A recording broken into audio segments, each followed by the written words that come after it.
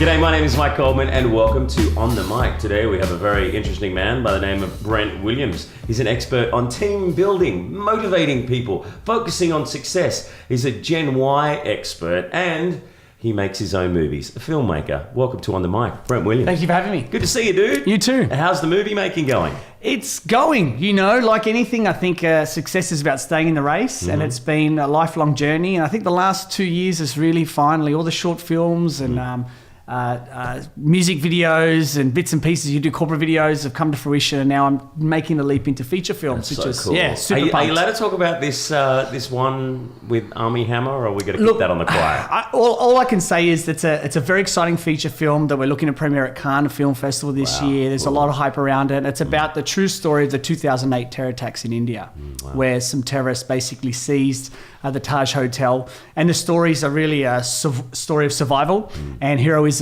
where the staff at the hotel rescue hundreds of guests from these terrorists. And I think what's great about the film, it's not these are terrorists and villains and these are the goodies. It's a very balanced approach that really focuses on the story about why these young people went and did this. It wasn't necessarily about killing people or any religious protests. It was just about them helping their family. And they were kind of brainwashed by the leaders of this kind of terrorism group. Was it Al-Qaeda or? No, it wasn't. It was just... So they wanted to get monies for their families. And this terrorist group told them. Yeah, and these kids going in there doing this, there's a scene where they flush the toilet and they said, what's this? They don't even know what a toilet is, And this is like... And I think what's great about the story is it gives a more balanced approach, which I think is going to be very interesting. Yeah, cool, man. Well, good luck with that. Thank you. Sounds really exciting. We'll get you back on the show so you can come in and have a chat about it once the movie comes out. For sure. But the reason why we got you in here today is to meet you and talk about your incredible life where you're traveling around and you're helping motivate people and help us understand Gen Y and how they're working in today's society. Why are Gen Y so difficult? I think, that's a big question. Because we don't really understand them. Because I'm a Generation X, which is you might need to look that up. It's 70s. I've had a lot of work done. I know I look great. So as opposed to someone who's Generation X that says, hey, show up at 9 o'clock in the morning, you got to work. And Generation Y goes, I don't really work well at 9. I got to get up and have my Frappuccino latte with a twist of lemon, and then I got to message my friends and check my socials, and then I could probably get there by 10:30. And then Generation X bosses are like, what the fuck? This kid can't tell me what to do. Yeah. So how are people dealing with that kind of stuff? Well, very difficultly. I think there's a lot of people that will go in to companies and do events on cultural change and talk about what drives a Gen Y person versus a baby boomer in terms of what they want. Long gone are the days, and I speak about this with a lot of my teenage groups, long gone are the days where you go, right, I've got to save up money, get a deposit, get into my home and pay off that home, and this is the Australian dream. Now it's just about, look, it's unrealistic to get in a home now. I'm just going to blow my money on trips and travel, and with technology, everything's about instant gratification. Enjoying your life, getting out there, and that's why a lot of Gen Ys are creating businesses online where they can just travel the world and starting these online businesses where Amazon's just going to ship the stuff from their shelves and they just run it from their phone. Yeah, completely leveraged. I mean, technology has changed the game, and in fact, I was speaking to my old high school principal a few months ago. You still speak to yours? Well, mine's still tracking me down and trying to kill me. He brought me and he wants me to, and this is a really fun thing, he wants me to run a seminar for all the teachers on entrepreneurship because he said that futurists are saying that the next 20 to 30 years, 30% of the workforce is going to be business owners. And so teachers who are employees can't really teach a student entrepreneurship if they're not an entrepreneur themselves. So it's all about, leveraging your time. And that's great. Technology means that we can be on holidays and traveling. I know some social media influencers that are making, $5,000, $10,000 a month. On a lot of the reality TV shows I've worked on, these people go from having no followers on Instagram, they get on a TV show and their following goes to like 300, 400, 500,000. And they've just created a job for themselves. They're creating content and traveling the world, and they'll do a story on a resort 1 minute and then a story on some skin cream the next, and they can easily turn that into a few $100,000 a year. So do schools need to change? Because I feel like that the school system. I've been reading a few things about this online of late. The school system is very archaic in the way it's training kids to shut up in class and, just to try and keep up with what the teacher's saying. And there's some kids who will be bored in class because they already know what the teacher's talking about, and some kids are left behind because they don't know what the teacher's talking about. And so they need to change the whole schooling system to work better with today's society. Like ringing a bell, it's like people are being trained to work in a factory and being told what to do. How do we change that system? Because I don't feel like it is changing. Look, it's very hard. I mean, I remember it was in 2003, very early on my career, I was attempting to create a new form of education around career guidance for high schools. Yeah. And I was actually meeting with the federal government on a regular basis to roll this out nationally. And it all fell over because the Minister of Education at the time was Brendan Nielsen, and he was going to sign off on this thing, and then he moved to defence and the whole thing fell over. The red tape that always happens. And I think the challenge with the education system is such a big thing to change. Who takes responsibility? Because if you stuff it up, you're the one who's got the noose around your neck. So it certainly needs to change because technology is moving in a way that we are consuming information very differently. Our attention span is shrinking. I mean, I don't know many people that would watch a video for more than 5 seconds if it didn't grab them straight away. And so is the education system matching the way in which young people are consuming information? No. And you've got the attention span of an ant now. Yeah. It's like there's so much happening on social media, like yes, no, yes, no, yes, no, and like even now in this conversation, you're probably starting to think, what on your Facebook? Like, what have I checked my Twitter? It becomes hard to focus and remember that you got to actually get the job done. How do you get a society who's grown up with that attention span shortage? And get them to focus on work when they have those problems? Well, geez, I mean, you're really throwing some really difficult questions here because that's the thing, it's only been 10 years that the iPhone's been in existence, only a decade, yet you think, what was life like without that? And even 5 years that social media is the monster that's been. And you're right, attention spans are shrinking. More and more people are suffering anxiety. I mean, my audiences, 15 years ago, my first event, no one in my audience knew what the word anxiety meant.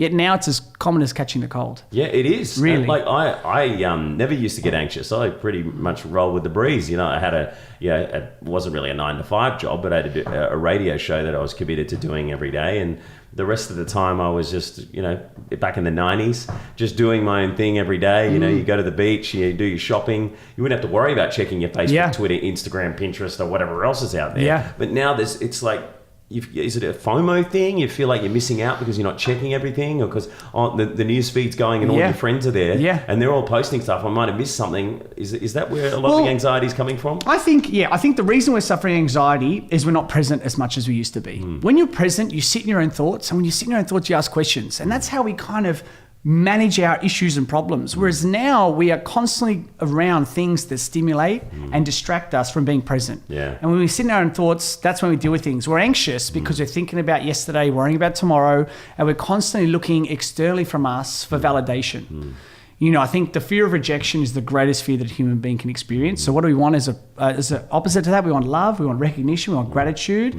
And the people who designed Facebook that are out of it now are saying, and there's a lot of videos on it, it's really interesting. They talk about validation loops and how that Facebook and a lot of social media platforms, they make their money through advertising. Therefore, they need you on there as much as possible. So they're totally designed to get you to be addicted to going on there. They've studied the way people are, and people like to be appreciated, and they like validation. So if they post something that they believe in, then they'll keep showing you stuff that you believe in. So you start heading more into that group. But then there's the other side of the coin. If people don't believe in that, believe in this, and it starts shoving them that way. Is it creating a massive divide in society? Because I believe that's what a lot of these guys who used to work at Facebook are saying. Yeah, absolutely. I mean, look, it's super scary in my opinion. And because I'm at the coalface with young people, I see the main users of this and the change. I mean, so many more young people are cutting themselves. Yeah. Like so many. That?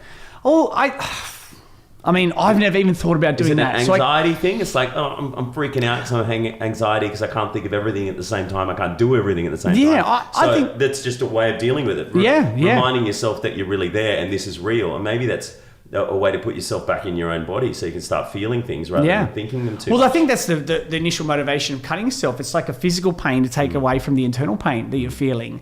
And I mean, there's a whole lot of reasons for it, but I truly believe, and you asked the question earlier, what needs to change? And I know this sounds kind of like people say, education, more awareness, through our bullying and things, but it's true. I don't think, in my audience, I always ask, hands up those of you who've been watching a TV show or a movie, and as soon as it's boring, you pick up your phone and everyone puts their hand up. Yeah. And I immediately say, do you see there's a problem there? Yeah. And I know this as a filmmaker. I remember years ago, I was watching a movie, and as soon as it got boring, I picked up my phone. And it was a light bulb moment. I thought, I'm a filmmaker. This is my passion. And I'm not even giving it the respect it deserves.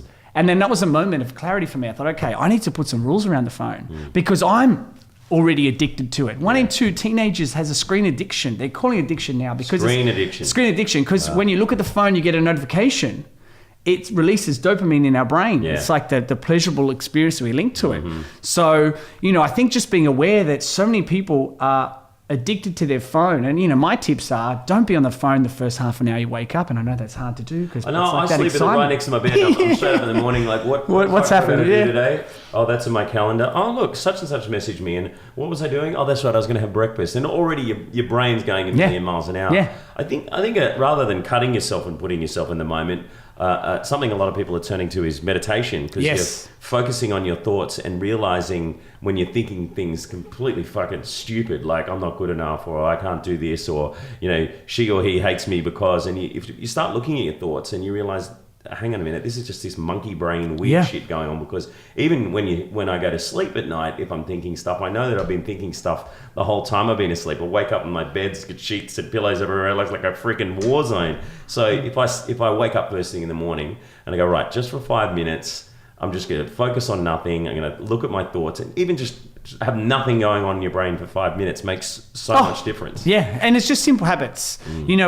We've gotten here through a lot of simple bad habits. Yeah. So to get it out is just creating new simple good habits. And I think it's reducing your notifications. Yeah. So that the phone is not dictating when you look on it. All those fucking apps, you download an app and it's going, you've got here's nothing. Like, stop, that's going to give me anxiety. Or a notification, you haven't been on the app a while, come back and see us. It's like, oh my gosh. And so for young people, it's a sense of overwhelm, and it's a disconnect from whatever's going on. Yeah. And it's again, every human has 6 human needs.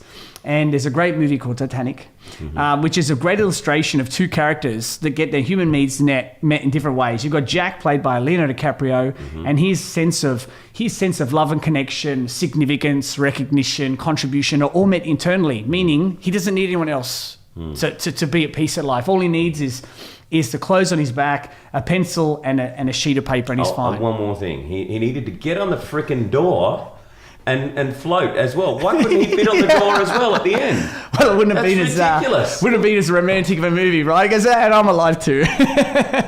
Surely he would have lived as well. Well, if every movie had common sense, would it be as enjoyable as it is, right? So that's a whole different conversation. Yeah. But so he knew he got it internally. Have a lot of needs. But then you've got Cal, the villain, played by Billy Zane, and he's got all of his needs met externally, meaning he's relying on other people and things. And the challenge for most people now is we don't get our needs met internally. We're looking for external validation. We're looking for external significance. And that's why the phone, and I mean, Steve Jobs said this in the 80s, before the computer was the beast that it was. He said, I want a computer to be an extension of a person. And isn't that what it is now? It is, absolutely. And the way that things are going, it's actually going to be a part of the person. I mean, they're talking about enhancing your body and putting it in contact lenses and implanting chips in our heads so we know what's going on. But that's just going to make people's anxiety worse because they can't escape it. Yeah. And that's a scary thing. And you're right. The word escape is, I think, a key thing is, like you said, when you wake up, you're on the phone, you're completely connected to everything going around, all the noise.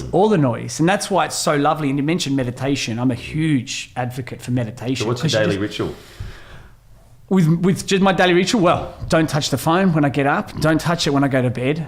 From 5 o'clock is family and kids time. I put the phone away. I have a tech-free day once a week or once every 2 weeks where technology for 24 hours, just stop it. I'd like to do more yoga. I won't lie. I love yoga, but I don't do enough of it. Yeah, I'm same. Whenever I've done it for a long period of time, like a couple of weeks, every second or third day, I feel so much better, but it's hard to get into the habit and keep doing it because life gets so busy. That's right. And I think it's just, we either have excuses or results. We can't have the both, but it's just about that stake in the sand. We move out of one of two reasons: to avoid pain or to gain pleasure. And I think what it's about is just connecting either enough pain to something to move away from. And unfortunately, that's a better motivator for more people than connecting to the pleasure. But I think it's just really getting connected to why you're doing it. And this is something I tell myself all the time, and I teach it. So it's not easy. If it was easy, everyone would be doing it. So you wake up in the morning, you have no technology for half an hour. Yeah. You would meditate or anything like that, or do yoga if you could. If I could, yes. That'd be what with two kids, I tell you what, it's I don't wake up when I finish sleeping anymore. I wake up when my kids finish sleeping, but that's part of life. I don't have kids, not that I know of, but I don't know how you do it, man. Seriously, it must be so hard every day having a screaming person demanding stuff. Well, you know what? My kids are a blessing. I tell you, they're very chilled out. They're like, we call them hippie babies because they're so zen and relaxed and calm. But they have their moments. And I think it's just a different phase in my life. In my 20s, I partied, I went out, I traveled. Yeah. It was all about me. And now it's about kids and, you're being punished. Yeah, well, it's come full circle. Punishing yourself with alcohol early, and now you're punishing yourself with screaming children. I'll tell you what, if I ever have kids, I'm getting a damn au pair.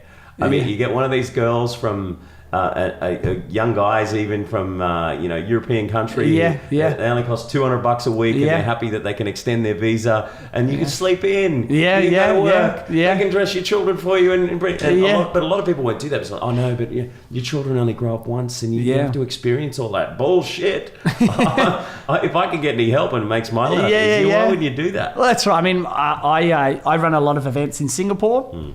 And a lot of Singaporeans have full-time nannies that just live with them. And a lot of my students, their nannies as close to them as their mum and dad. And I guess it just leverages time. I mean, my whole aspiration when I started this journey of running events around personal development was to just leverage my time as an entrepreneur to focus on film, which was my passion. And I think time is our most valuable commodity. We can't stretch or grow it. So you've got to be so strategic about where you spend your time. And technology and children. Technology is a big sapper of time, isn't it? Wasted time anyway. So. But what's good is when technology does save you time. Yeah. And it can do things for you. And we're heading in the direction of AI being able to figure things out for you. And that's a whole another conversation. So you wrote your first book at 19. Yes. International bestseller called The World at Your Feet. What prompted you to do that at 19? Just because you're like, I'm 19, I've got the world at my feet. I'm going to write a book about it. Well, I guess there's the glamorous story of why, but I'll give you the real story of why, which I don't normally talk about. Okay. The glamorous story of why was, write a book, get the message out. The real story of why was I had started to run seminars for teenagers, and I was a teenager myself. And I had a very negative article written about me from the Telegraph. So they said, I want to do a story on you. It's amazing. You're a teenager. You're running these seminars on emotional intelligence and goal setting and career guidance and communication skills for teenagers. We want to talk about it. It's like, great. So I had a 2-hour interview with them. They did a photo shoot. It was so exciting. I was first time I'd done anything in the media. And at the end of this last 2 minutes, they said, what do you charge for an event? I said, well, for a one-day event, it's about $160, which is cheap as chips, really. And a 2-day event, about $400 or $500. They're like, okay. Now, they didn't mention as well, it's been 18 months out of my friend's garage on no money developing all of this. Yeah. But the article came out. Beautiful photo of me. I was like, great. And the headline said, Brent Williams, changing the lives of young people. Or is he taking advantage of parents who'll pay anything for their child's success? And the whole article was about me charging money for the event. And so that was a real I couldn't believe it. I was and I didn't have the emotional muscle that I have now. I was devastated. I thought everyone was going to hate me because, you just think one thing in the media, everyone reads it, which they don't. But that's the media. I mean, they'll always go for the negative because, people sitting on their couch at home, they want to see the negative and they want to see the positive. It's a more interesting story. Yeah. It's like... Makes them feel better about their lives too, right? Yeah, like 60 Minutes in a current affair. Like you see all these stories and it's all about this person did that, this person did that. Yeah. How horrible are they? But what I love seeing of late is people are so much more media savvy and wake up to the beat-ups that are happening in the news and they're behind the scenes filming what actually went on. And there was a recent story on 60 Minutes about cryptocurrency, and they shot everything that 60 Minutes were doing behind the scenes. Yeah, very different story. And it was a completely different I watched it. I watched what they filmed as well. Yeah. But so many like other journalists are now, being a lot more careful about what they say in an interview, and making sure that, if they're being filmed, then they got to stick to the facts. And isn't that great? Because that's the whole issue. The way it can be skewed, and stories can be. I remember Robert Kiyosaki, and I'll come back to why I wrote the book. But Robert Kiyosaki, who wrote Rich Dad Poor Dad, I remember a story about him in the 70s where it was supposed to be a very positive story. It was a current affair or 60 Minutes, and and he said, "Okay," finished the interview and walked away. And he walked away, and they kept running. And then it was about Robert Kiyosaki being a scam artist, and look at him walking away from our interview. And they just used the. And then so that was like he didn't come to Australia for 20 years as a result of that. It's pure desperation though, because they're making way less money than they made, say, 10, 15 years ago. And they're becoming so insignificant and obsolete because they're driven by the dollar and their advertisers. And if an advertiser doesn't agree with what they're saying in a story, then they're not going to spend money with them anymore. And the other side of the coin is they've actually got to get readers, and by getting the readers, sometimes they're going to be sensationalizing and say things that are always the negative, because as humans, our brains tend to always focus towards the negative. I guess it's a life-saving thing from the prehistoric era. But and that's why they're desperate to sell TV shows and say sensational things. But anyway, we want to talk about, we can bag the media as much as we like, because we're starting a new media here. But the reason why you wrote the book, so and those wankers wrote a shit story about you in the paper, and you thought, right, I'm going to write a book about this. Well, I wrote the book because I thought, okay, the media can attack me for running seminars, but if I write a book, how much can they attack me? And the book kind of positions me as an authority, because people have said, you've written a book. Wow, you must know what you're talking about, right? Even if they haven't read the book. They go, he's an author. He's an author. So I literally wrote the book as a mechanism to get back in the media in a roundabout way. And sure enough, I did. I was on Sunrise and the Today Show and Kerry Ann, and did heaps of media. And it was about the book. And then through the book, I got to talk about the seminars. So it was a strategic decision to do it, because it made me an authority. Because as a teenager, I lacked that credibility. But the book gave me that credibility. So the book was written mainly as a strategic decision to navigate the negative side of the media as much as I could. And so the book was essentially at its core a lot of the principles that I talk about at my events. Having which the was world great. at your feet. And so what do you mainly talk about at your events? So my events, Empower You is the main event that I run, and I've had just under 25,000 teenagers, young adults in 6 countries go through that. It goes over 2.5 days, 28 hours. It's not a little, let's get up and talk about, I climbed here, I walked the Kokoda Trail one leg, and isn't that great? It's not an inspirational story. It's very concrete strategies. So we talk about goal setting. We talk about emotional intelligence. We talk about belief systems and how to change negative beliefs you have that don't serve you. And that's probably a big thing. We do a whole section around communication skills. So how to build rapport, ask quality questions, open and closed questions, matching and mirroring people. We do a section around career guidance and family relationships, and a great section now on money and finance. Just giving young people an education around simple things like compound interest, managed funds, silver and gold as an alternative investment strategy to store your wealth, as opposed to money, which is just, inflated based on what's happening in the economy.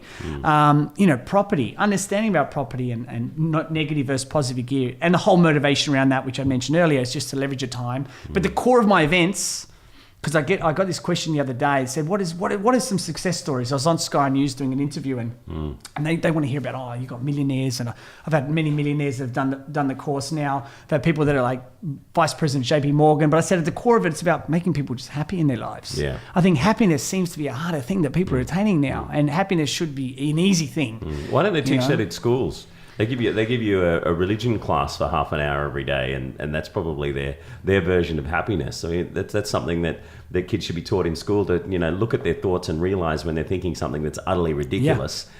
And maybe meditation or something like that is something that should be taught in schools. 100%. I've been beating down the doors of schools for almost 20 years now. And there have been some schools who have embraced it, but most don't. And there's a whole lot of reasons why they don't. And I hate the excuse, we just don't have time in our calendar. Like you said, half an hour a week on religious studies, you can squeeze me in. Yeah, exactly. Give me a half a day a year. You've got the time for that. So you've already had a couple of schools take advantage of this? Lots of schools I've spoken at. I guess it's probably the best way to look at it and get it to happen in more schools is by by showing the advantages and the people's lives that it's changed already. What are some good stories there of people whose lives you've changed with this great idea? God, there are thousands. You know, I mean, we've got hundreds of videos just on our website about success stories. I mean, I've had people that just recently I've had. For some reason, we've had a lot of girls that have come through my programs that are suffering eating disorders. And have been in hospitals for years and on suicide watch, and now they're at full health, and they're glowing testimonials of the work that we do. Why do they have eating disorders? Is it because they think that they're fat? It's not as simple as that. There's a lot. It's very complicated. A lot of them talk about a big reason was Instagram and this false sense of what beauty is, right, and what they should be, and that's the whole challenge with being online now. Is it gives so many people a warped sense of what happiness should look like, what a healthy person should look like. And interestingly, and a lot of these girls talked about it, that there's a lot of Instagram private pages that are about glorifying eating disorders and saying how cool. Yeah, I didn't know. I'm so naive to this stuff. I'm like, what? But yeah, and then people that like send messages going, that was a really hot photo, seeing your rib cage and that looked great. And it's really like, it's a whole world I don't understand. And I don't even know, I wasn't even aware of it. But, I think there are young people that come along to me that are school captains and high achievers. And what it's about is just taking them to the next level. I was school captain in year 12. I played elite sports. This education, and this is an interest, probably why I even started it. I was 18. I just finished my HSC, 99. And I was planning to go to university at the time, just because everyone else was, and it was the thing to do. I wanted to do movies. I wanted to be a filmmaker, but I didn't know how to get there. I thought I'll go to university. I was outside a nightclub. So I was at a nightclub with some friends. A friend won $2,000 on the poker machines. He's flashing around, look at this. And I'm thinking, great, shout us a drink. Then I noticed the attention that it attracted. He's flashing this money. You rob a 7-Eleven, you're not going to make $2,000. This is big score. So I said, let's leave. And so he said, how about you get my car from the street and drive around the front? And I volunteered, because most people's first car, I don't know about your car, my first car was a 1984 Mitsubishi Colt. It was a terrible car. But his car was a red BMW M3 convertible. Whoa. He'd finished school in year 10, became a mechanic, all his money went, it was a beautiful car. So I get to drive it. So I raced out the street, and I'm going through the keys and none of them working. And I noticed in the corner of my eye from across the street, a couple of guys walk over to me. You get a sense of what happens. I turn around. I said, give us your money. I said, I got none. I literally had like 50 cents. I said, give us your key card. I said, what, are you going to go to the bank? I said, no, we'll go to the ATM in the club. So then I think, I've got to say no at some point. So I said, I'm not going to give it to you. And then they pulled a gun out. What? Yeah, so I gave the key card. He raced off. I wasn't worried about the money because that's $20 in my account. Good luck with that. But the guy with the gun dragged me across the street into the bushes, put the gun to my head. And I was kneeling down looking up at this guy, and first I was trying to convince him, hey mate, you want my shirt and one of my shoes? I thought, make a joke of it, maybe you'll laugh. And he was just like, F this, F that. And I was like, and then there was this moment I thought, he's going to shoot me here. Like, especially when his mate comes back, no money. You don't know, right? I don't. Where was this? I was in Flemington.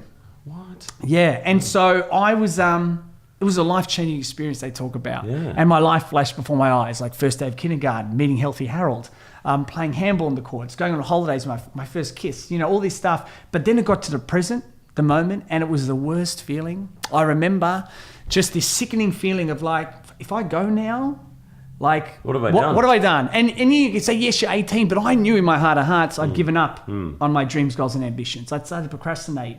And I kind of let go of the filmmaking dream. And I wanted that ever since I was probably 7 or 8. I did an acting class and said, this is for me, but I want to make the film, so I don't want to star in it. And so it was an epiphany.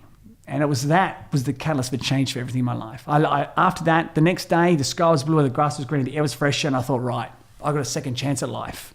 I'm going to go after it. And then I knew that money would be an obstacle in my pursuit of filmmaking, so I went along to a wealth creation seminar. And the guy was saying, I'll teach you how to turn $1 into $1 million in 7 years. I thought, I got $1. I'm ready, let's go. Yeah. And, he talked about like shares and property and things like that. And he ran a 3-day event in the Hunter Valley. And the first 2 days was the psychology of money. I didn't know what that meant, but it sounded good. Yeah. Essentially, it was just a flashy name for personal development, which is kind of like the Tony Robbins, the Zig Ziglars, the Bob Proctors of the world. But I got to tell you, man, it just supercharged me. I finished this event, I felt 10 feet tall. I could walk through walls. And I never lacked confidence, never. But this just supercharged me.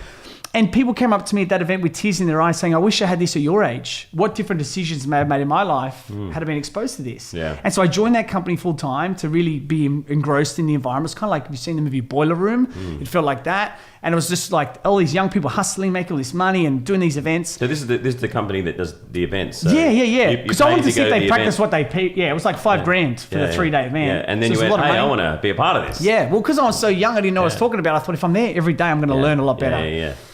And the same thing, all these people doing the course were saying, oh, I wish I had this at your age. And that was when I said, why don't I do this? Why don't I was kind of at the time going, do I go into film now or do I hold off? And I said, I'll give myself a 7-year window, and at 25, I'll start the film business. And I've got 7 years to really hustle, roll up my sleeves and run these events and buy properties. And, and I was very naive. And you have to be, I think, sometimes. Yeah. If you think of all the reasons why it's not going to work, you probably won't do it. So that's when I started to work on the events and ran my first seminar at a drop-in center out of DY for 2 kids, because the rest ran away. They didn't want to listen. Those 2 were like locked in. You had to start small. Yeah. Me and these 2 kids, and it worked. It was great. Those 2 kids told their friends, and the next week we had 12, then we had 25, then we had 40, and then the rest is history. And so I'm super passionate about it, especially now because young people seem to be more disenchanted. They seem to lack that focus or direction, or like I said, just aren't as happy. Do you think wanting to be a filmmaker, and it's one of the toughest industries in the world to make it, because so many people out there want to be filmmakers, actors, the entertainment industry. To follow your dreams, because you're not making any money being a filmmaker when you start, you needed to build another business on the side to be able to make money, so that cash cow was coming in, so you could get better and better at making films, so you could put food on the table. Yes. What would you say to people out there who have a dream like that and want to start building a business but don't have the financial backing to do it? Yeah, so there's a couple things that I would say. The first thing is, if you've got an idea for a business, get a job in the field of the business you want to, so you're getting paid to learn. If you want to own a restaurant, go work in a restaurant, so you're getting paid to learn and you're not making the mistakes with your own money. And the second thing is, like you said earlier, the internet has created a whole new market where you can make money. Like, I'm working with some students of mine right now that are literally looking to just be a marketing funnel for products online.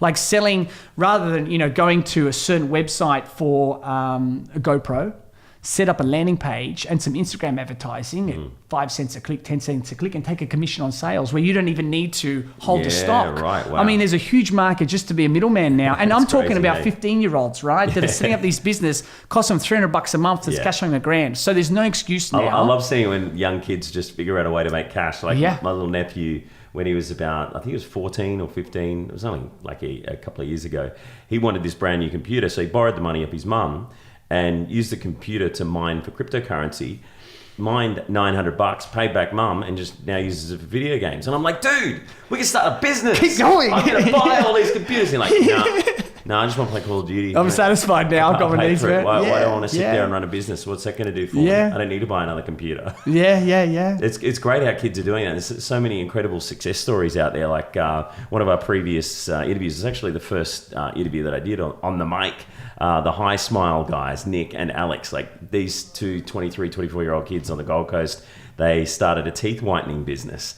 And they turned over $50 million in the space of a year. Wow. Absolutely crazy. They were using people like Kylie Jenner, the Kardashians, and Ewan McGregor. And, wow. So they connected with these people directly? Yeah. Okay, wow. That's amazing. Colin McGregor. No, what's his name? The boxer, the UFC fighter. Oh, Conor McGregor. Conor McGregor, yeah. sorry. I'm a big UFC fan. Yeah. Never fought a day in my life, but I love the UFC. But like, I mean, they've got, hundreds of thousands or millions of followers actually when it comes to the Kardashians and McGregor, and all of a sudden they just flashing this teeth whitening stuff and it just goes ballistic. And these guys on the Gold Coast, they've got this amazing office, they got something like 60 or 70 staff, but what amazed me is I thought, okay, well, they've probably got like 30 or 40 Instagram people they're paying at any one time. They actually have 20,000 people that they are paying to promote their product at any one time. Wow. That's crazy. Key influencers. It is crazy. It is crazy. The influencer world. Yes. The fact that it's such a common term now, we say that, right? Influencers that just get on there and show some sort of coffee bean and get paid for it.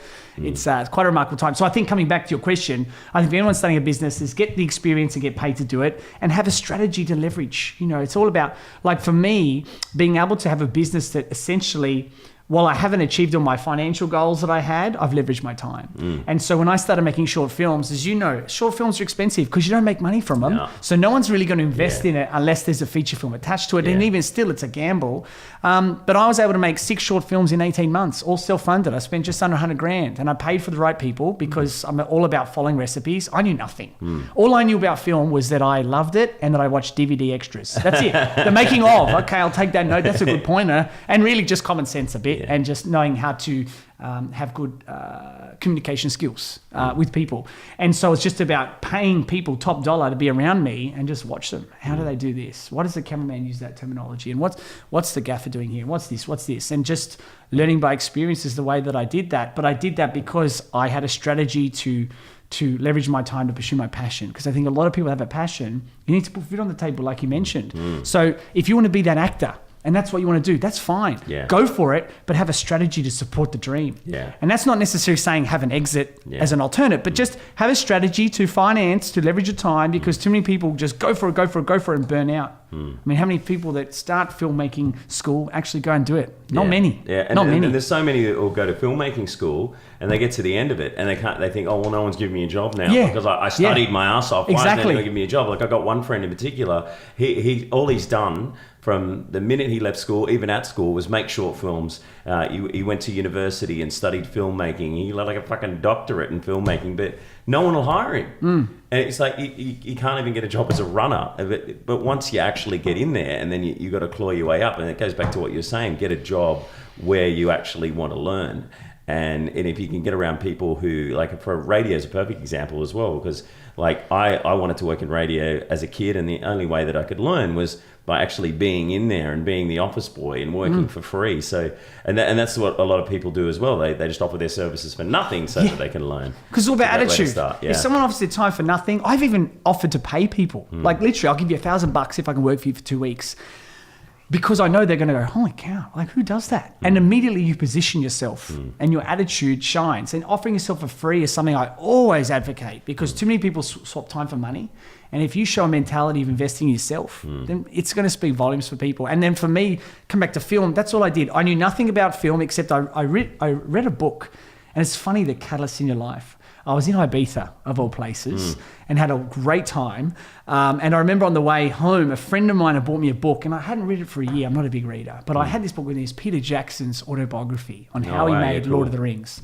And I read it from start to end. And what I got out of that book was 2 things. One, he made a movie called Bad Taste. I don't know if you've ever heard of it. Yeah, I remember the cover of the DVD. Yeah. And I watched it. And so I'm reading this. I never watched it, but I read this book, and he's talking about how he made over 4 years with his friends and all of his money in this job working for a paper, and he was financing this thing.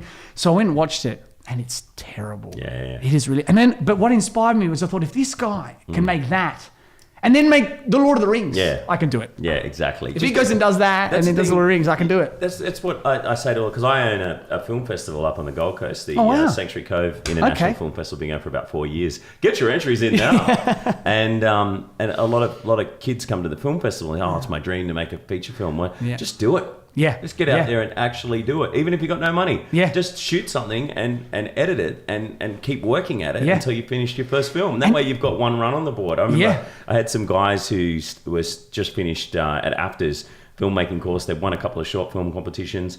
They had a screenplay that had won awards, but they couldn't get the funding to make this movie. So they approached me and said, we want to get someone with a bit of a profile and make a movie about their life, but put actors around them so it's not exactly what's happening in their life. So we shot a feature film called Shooting Goldman, which was like me traveling around doing voiceover sessions or hosting events and TV shows. But then all of a sudden I start losing it, and I've got guns that I'm hiding in the roof, and you start going, what the hell's happening? But spoiler alert, when I start killing people, you realise that it's actually a movie. I still have people go, was that movie real or was it fake? And I go, did you watch it? And they say, yeah. And you didn't watch the fucking end, did you? Because I kill people. You think I would be here right now if it's real?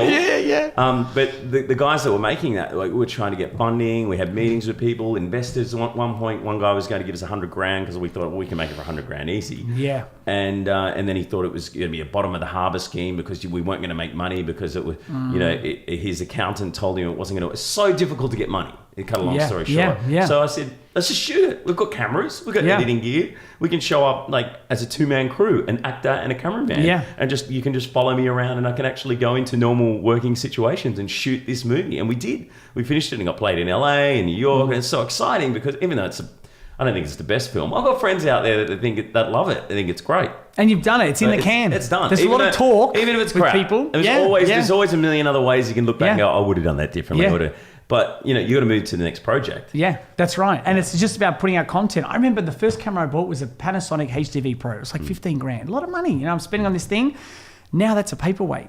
And that's not even 10 years ago. I mean, like you said, the quality. Well, the quality of things you can film now with audio, with editing software, you don't need the money. And so you can go out and do it. And even look at a movie like Saw. I mean, these two Melbourne film students that have got this script, they're peddling around, no one wants it. So they go, you know what, let's just shoot a scene. And that's all they did. They shot one scene and they did it high quality, 4 or 5 minutes, you can nail 20 grand, you're going to make it look good. Set it out, bang, $1 million, there you go make the movie. And look at it now. It's one of the greatest horror franchises of all time. And James Wan, I think his name is, the director, he's doing Fast and Furious. He's doing, The Conjuring. They made gazillions. Forget about it, because like you said, he just went out and did it. Spirit Brothers as well. Another good example. I mean, they've got a new movie coming out soon called Winchester.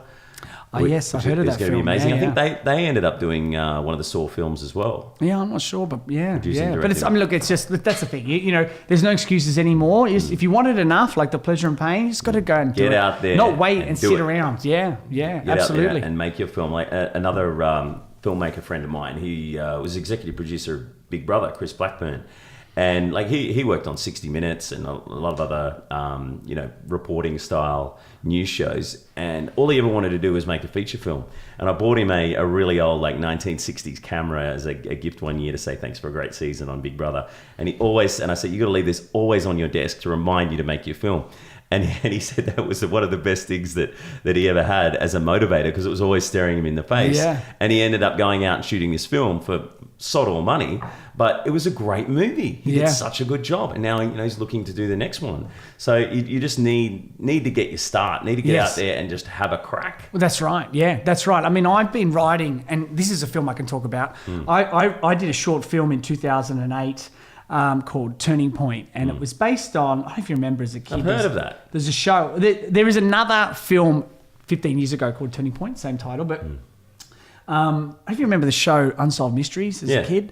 That scared the shit out of me. I'd be watching that, didn't it? And come on like the X-Files intro. And there was a story I remember as a 10-year-old where a guy was hiking in the mountains in the US and he got shot in the head and killed. And they were police investigating this for a long time. There was no motivation, nothing in his... And anyway, 7 years pass and they discover, kind of like CSI through ballistics evidence, that a bullet that was shot from two hunters 3 kilometers away at a deer. They shot at a deer. It missed the deer, then it flew and it ricocheted across the lake. Like you throw a rock and it skims, and it skimmed up, hit this guy in the head. So these hunters had no idea that they killed this guy, right? No idea. And I thought, and I had that story, it's just stuck with me.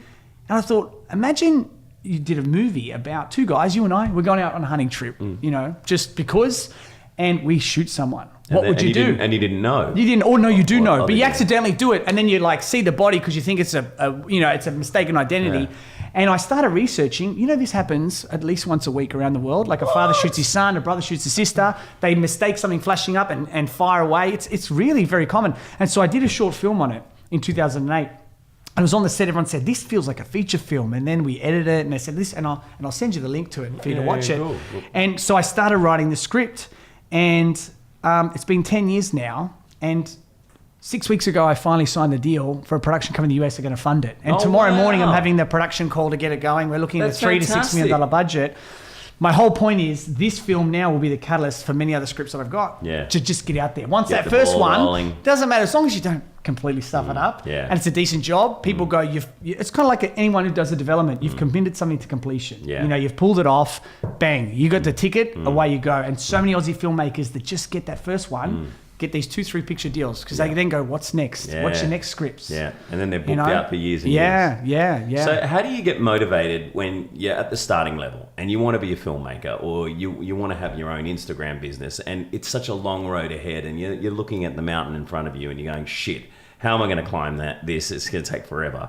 Like, is there a daily routine that you go through, or what is the best advice to attacking those hopes and dreams and making them a reality? Yeah, well, I like to think of it, you got to imagine like Batman with he's got the bat belt, and it's just what tools you use. So there's a whole lot of tools. So the first one is you've got to start setting some goals. And I know people hear this all the time. I think people think goal setting, like let's say it was an academic goal at school. Yeah. I've set a goal to get better marks at school. That's a waste of time. A goal is like a coach or a mentor. It's a detailed plan of achievement, and it holds you accountable. And I think that's why people don't set goals in the first place, is they feel guilty because they get lazy. So I think it's about having some daily, weekly, monthly goals, because the prize is so far away.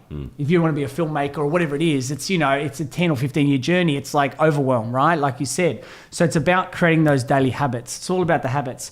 I think then it's about also, I do a lot of talk about vision boards and dream books. And why do I say this? We have shitty weeks. We have times when someone tells you you're hopeless or things don't work out. How do you handle those knockbacks? Have dream books, have vision boards, because you're going to have them. You've got to develop a thick skin and a soft heart, and it's not going to be just by yourself. Like I've got a vision board that I made of like all my favorite directors, places I want to travel to. And you know what, you have a shitty week, you look at that and you go, that's why I'm doing it. And you've got to reconnect to the emotion of when you set it. Like a New Year's resolution, you feel pumped. December 31st, I'm going to quit drinking. I'm going to get healthy. I'm going to get in the gym. Gyms explode January 1st because everyone uses their membership. And then it winds. And it's about reconnecting to the emotion of when you made the decision. Because like we're emotional creatures. We go up and down and we lose that motivation. I also think a big thing is having one or two champions in your life, right? If I was doing things by myself, it's so easy to quit. But let's say you and I went for a swim every morning and I wake up a cold morning this morning, right? I go, I don't want to go, but I know Mike's going to be waiting there at 7 o'clock, so I don't want to let him down. We do more for others than we do ourselves. So I think it's about having a team, like a mastermind group. Good people around you. Yeah, good people around you. Get rid of the losers. Yeah. That, like Will Smith had a video online I saw the other day, and he said, if you have anyone that's to your left and your right that doesn't believe in you 110% and think that you can do it, get rid of those people out of your life. The toxic people, I call them. How do you get rid of those toxic people? Yeah, because you I just get got this to cut question all them, the time. like block their number. Love them from a distance. And this is another thing. Also protect your goals. I remember when I started off my seminars, I went on a soccer trip, a yearly soccer trip with my team. I got to the airport and they all made a shirt. They thought it was funny. I joined Brent's cult army. So they're kind of like knocking, you're a cult because they're and I took offense to that. I didn't say anything. I was like, okay, you know what? I'm going to shut my mouth and not talk to them about this anymore. So you've got to protect your dreams from people that are just going to shit on them, because there's a whole lot of people out there that just have an opinion for the sake of an opinion. And it's just an opinion. Don't take it as gospel. Then go and look at your vision board and your list of goals and everything that you're going to achieve and feel good about yourself again. And it's a great way to drag yourself out of depression as well. That's right. Like if you're constantly thinking of the negative, it's like a negative vision board that's dragging you into depression. Make your positive one, right? Your list of amazing things that you want to do with your life, all the great things that you have in your life, or even if you don't have so many great things, have a board of shit that you want, like you said, things that you desire and something to look to. But when you do have that and you're just too stuck in the negative, like how do you drag yourself out? Because some people feel like they couldn't even do a vision board, and they think that's ridiculous. Like how do you? Well, at some point, people have got to take some personal responsibility for their life and say, okay, do I want a great life? I've got to take ownership. I can't rely on external factors. I've just got to make a firm decision of what I want. And this is where you've got to connect to either the pain or the pleasure to make a decision. And I think ultimately, when we talk about technology, let's give it some credit now and say, there's so many wonderful things now that will keep you motivated.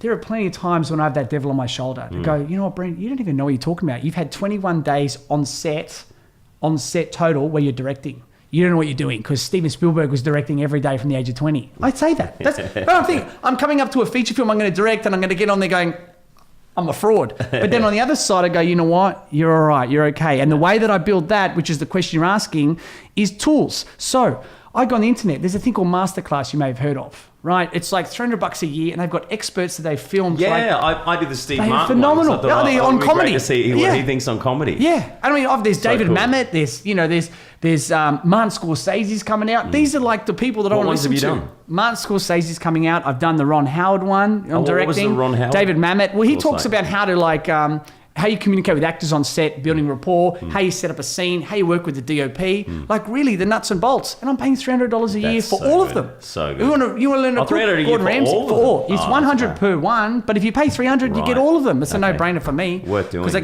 there's writers, there's directors, there's producers coming up. But then you go on YouTube. I just Google directing tips and just have a video playing in the background while I'm doing work. Like, you just got to surround yourself with the right environment. Yeah. 95% of our thoughts today are regurgitated from yesterday. So if you're regurgitating negativity, like negative yesterday, so it's about tuning into an environment that's going to feed you. And that's why new ideas. My seminar, 2.5 days, 28 hours, these teenagers come along, and let me be very clear about this. Yeah. Most of them don't want to be there. Yeah. Most of them, their parents have gone, you're going to do this. And I always say to the parents, good on you, because you're a parent first and a friend second. And too many parents are friends first. And go, do you want to do this, Jimmy? I don't want to go listen to someone lecture me about life. Okay, don't worry about it. And they've totally robbed that child of an amazing experience. So they come in on a Friday night going, my mum's made me do this, my dad, I don't want to be this guy's a scammer or whatever. By Sunday night, they're literally crying tears of joy. How do you turn them around? You hypnotizing them? Mate, you should come along. Honestly, pop in for an hour or two. So how I do it is create positive peer pressure. Yeah. So firstly, and doing this a long time, when I started this, it was a lot harder than it is now because I've learned, as you've learned, you get great at doing anything long enough. So I've learned how to build rapport, how to handle objections, how to almost look for, okay, I've got a room of 50 or 60. Who's the one who's going to be the troublemaker? I'm going to get them right now. Yeah, so I call them out. That's like if I'm ever doing a TV show or back when I was doing like crowd warm-up, you'd look for the worst part of the audience. It's not clapping, not standing up. You go, that's the area that I have to work on. Yeah. And I've got to talk to them, and that way they're going to think, oh shit, the whole room's looking at me, and then they all of a sudden start paying attention. Because the person with the mic is in control. The person up there is the... And is that you're what the peer authority. Pressure is? What you mean? Positive what I mean, peer pressure? Well, because once you get enough of the group, you get 60 of them, 30 want to be there, 20 are like, yeah, 10 are like, nah. So if I get that one worst person and build some rapport and say, I'm all right, you're okay, and have a bit of a joke, and then immediately they start tuning in because I've given them that love. I've given them that attention. Shown them some attention. Yeah. People get attention either by being a brat or being awesome. And I just want to validate and recognize people being awesome and give them a lot of love. So they want that. I give them the carrot. And these guys sometimes the stick. You've got to create boundaries. You've got to be very, I don't muck around at these events. Like if someone's giving me some shit, I'll call them out in front of everyone. And I'll do it with love. Like a real smart ass. Well, yeah, man, you've got to do it. That's what was me in school. And they end up just getting kicked out. Yeah. So, do you kick people out or have you ever had to? Once. Once you kick someone out. And you know what? I'm devastated to do that. To me. Yeah, well, I'm devastated when I got to kick them out because then I feel like I failed them, right? Yeah. So creating that environment, and when we're talking good stuff, we're talking about their future. We're talking about where they want to go. I mean, that's good stuff if they just tune into it. Where do you want to be? How are you going to get there? Let's really talk about it at a grassroots level. Let's look at what are the things that are really holding you back in life. And a lot of them come in there and they've got blinders onto it. They don't even see because they've never really asked those questions. They've never really reflected. It's kind of like the onion, right? They've never really peeled back the layers. They've just looked at the outer surface and thinking it's okay. But then they start looking, you know what? Yeah, I kind of doubt myself a lot. Or you know what? I actually do talk negatively and I never thought about it. And it's because I've got 28 hours of them being present, no mobile phones, no nothing. Even in breaks, no phones. Self-reflection. No excuse to tune out from being present. That self-reflection creates a really powerful environment for them to go, okay, what is it that I really want? I've been so tuned into school and studies and the noise of the world. 2 days of going, let's reflect on life. Let's look at these tools. That's an interesting thing about state of mind and strategy. That's good about comfort zones and taking responsibility. And that's an interesting thing you're talking about with regards to thoughts and results. And then they start to tune in. And then that's how we make those shifts is because you create an environment where people start to really love themselves and get excited about what's motivation. Motivation, very simply, is getting excited about potential of a future. We could sit here all day and talk about let's come up with a 10-year vision for ourselves about the businesses we have and where we're going to go, and let's start future pacing it. We're going to get inspired because we're invested emotionally in it. You get invested, you get emotionally enrolled in something, you get excited. Why and that's how you get by the end out. of it because they realise that they haven't focused on their dreams and goals before, and they haven't realised that they could achieve so many great things. Why do people get emotional at the end? I don't want to be dramatic about it, but people do. There's 2 times when they cry at my events. So on the Saturday night, we do a very cathartic process called a board break. And so we get a piece of wood, like a karate board, and we write down all the things that are holding you back in life. And for some of these young people, they come in, they've got no idea, but we get them into an emotional state. I do like a visualization, get them to close their eyes, and what are some of the doubts you've had? Have people hurt you? Have you hurt people? Let people down? And they open their eyes and they write it down. And when they start writing, it's a very confronting thing because most people don't want to write down negative things about themselves, like I feel fat, I'm ugly, no one loves me, I'm unworthy, I felt rejection. And they write it down and they'll fill up the whole board. Then on the other side, we write down all the positive things. So it's like moving away from, moving towards. And then we go through the strategy and we get them kind of all into a really hyped up mental state and they break the board. And that is a moment of like, it's like a recognition that, you know what, there's some stuff going on, but this is where I want to go. And what about all the negatives in the book? Do you make them rip them out and set fire to them, or is that something that they need there to reflect as like bad energy reminder. to avoid? Well, it's a reference like anything else. It's a reminder that this is the person I don't want to be, and I've made a decision of change. The second reason they cry is I do it's about a 15-minute guided visualization where essentially I get them close their eyes, play some music, and I future pace. Let's look at your life a year from now, 2 years, 5 years, 10 years, and see your partner, see your children being born. And now look, there's 4 learning modalities. We have visual people, we have auditory, we have kinesthetic, which is touch, and audio digital, which is thinkers. 60% of the population are visual learners. So not everyone visualizes very easily, but most of my audience do. And so when they can see it as if it's real, it's emotional. I remember, and I've never told this story actually publicly outside of my events, but I did one of these when I was 18 in my first seminar I was telling you about. I was standing in the room, 200 adults, and he said, see yourself a year from now, 2 years. What was the seminar? It was called Born Rich. It was based on a guy named Bob Proctor. Oh, yeah. You were born rich. And it was just, they've rebranded it now. But So you're standing there and you're... Standing there and all of a sudden, no joke, through my mind's eyes, as clear as I'm looking at you now, I saw myself standing on a stage in front of thousands of people. I didn't know what it was at first, but for some reason I knew how old I was, 44. So I'm 36 now, so it's now in 8 years' time. 44, and I was standing ovation. Now look at the side, and there's my hero, Steven Spielberg, standing there with a long beard like Gandalf and a walking stick. You know? And he hobbles over to me and he gives me an Academy Award for Best Director. Wow. And I stand there and I gave my speech, and I literally, as I'm standing there giving this speech about how this has been my life's dream and this is in you follow, I started to cry. As 18 now, I'm just crying. Wow. And I never cried because I'm happy before. I never understood tears, but it was such a beautiful thing. And so what we do at my events is create such an emotional experience that people see themselves further than they ever have before in a life that they always dreamed of, but can actually almost taste it and feel it, and like it's there. And so that's about connecting to the pleasure and really forecasting 5, 10, 20 years ahead and going, that can happen. You just got to make a decision. You don't, all this, how do I do it? And I'm feeling in a rut. Just get up and do it. We spend so long thinking about doing something, don't we? And when we think about the decision, it becomes this big thing, right? We connect an emotional thought, and it becomes so much bigger than it needs to be. When we actually just do it, we go,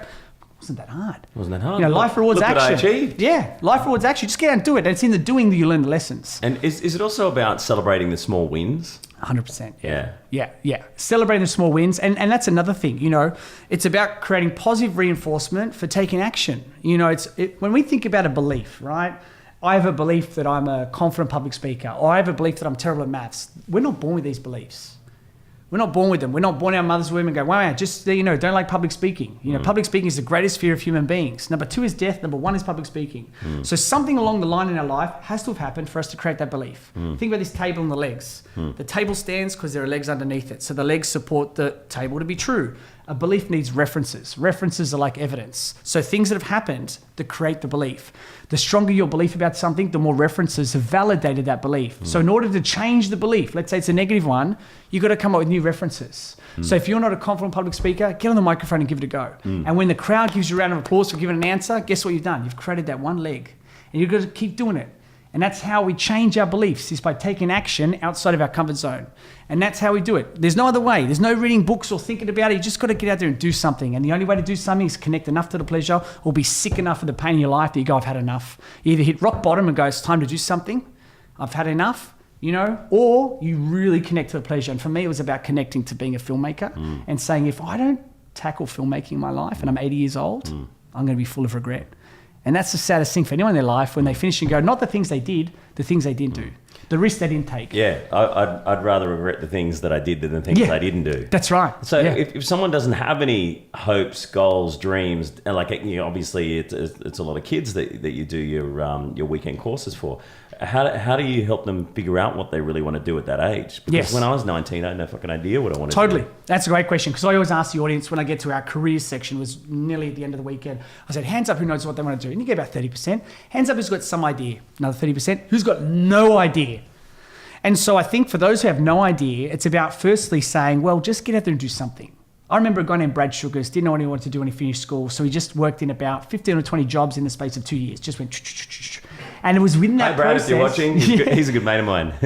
I was at his 40th birthday party in Hawaii. Really? Yeah. Okay. So you know what I'm talking about. Yeah. And so Brad, quickly learnt about what made a business work and what it didn't. And then he set up Action International and, Action Coach. Yeah, one of the biggest business coaching companies on the planet. Yeah. And so it's in just doing something you're going to work it out. The second thing I would say is everyone's got a hobby. Everyone's got a passion. And we know now with technology, you can make money doing all kinds of things. If you love video games, get a YouTube channel, start reviewing video games. Go play. And you can make a lot of money out of that. Yeah, you can make a lot. Isn't it crazy? I mean, there are people coming through my seminars now that literally are training to be professional gamers, like full time. This is my living. I follow the Premier League. I'm a big, soccer fan, football, I should say.